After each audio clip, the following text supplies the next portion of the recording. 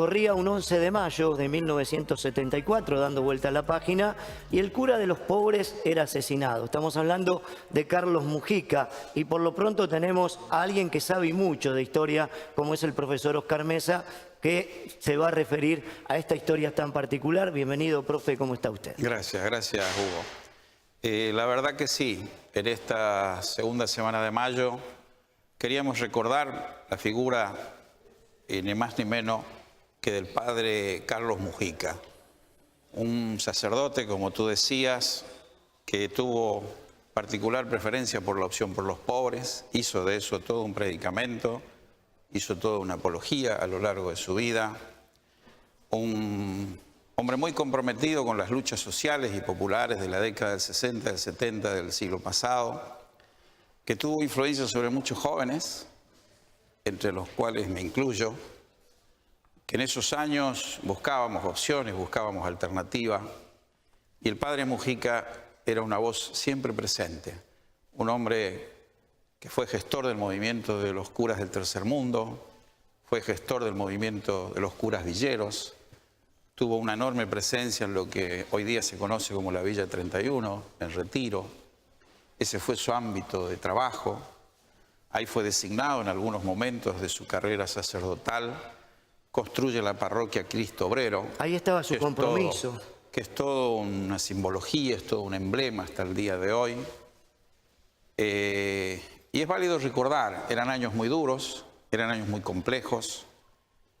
Él fue un sacerdote que a mediados de la década del 60 tiene un compromiso muy fuerte con la construcción, la formación de las juventudes católicas, particularmente del Colegio Nacional de Buenos Aires, donde conoce, entre otros, a quienes un poquito más tarde serían los precursores de esta organización que también formó parte de la historia argentina, que es la organización Montoneros.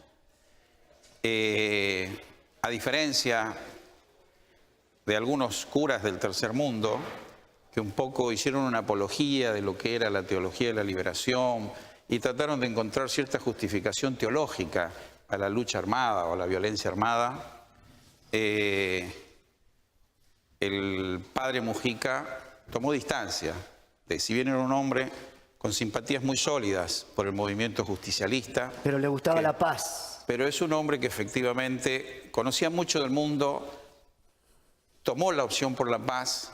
Él nunca dejó de desconocer que respetaba figuras como Ernesto Che Guevara, como Mao Zedong, pero también respetaba figuras como el del Cámara, como Camilo Torres. Y reitero, en momentos muy difíciles de la historia política argentina, fines del 60, principios del 70... Juan Carlos Onganía era el... Él entiende, él un poco alrededor de Juan Carlos Onganía, ya que lo mencionás, hay un momento muy importante en la vida de del padre Mujica, cuando en épocas de Onganía se reprime muy duramente a lo que en ese momento era, algún día le podemos dedicar también un tiempito, la CGT de los argentinos, con Ongaro a la cabeza, con figuras como la de Agustín Tosco. En esos años los ponen presos con la historia del Cordobazo, etcétera, y Carlos Mujica es una de las personas que sale con todas las letras a decir que eso era una dictadura que se había convertido en una tiranía total y absoluta. Pero volviendo al tema de su influencia en las juventudes católicas argentinas, su relación con los montoneros, es válido decir que él, cuando está con el general Perón, forma parte del equipo que trabaja fuertemente por el retorno de la democracia y del general Perón a la Argentina. Y no dudó en plantear con mucha firmeza que él entendía que era un camino equivocado, la lucha armada y la clandestinidad en momentos en que se transitaba caminos de democracia.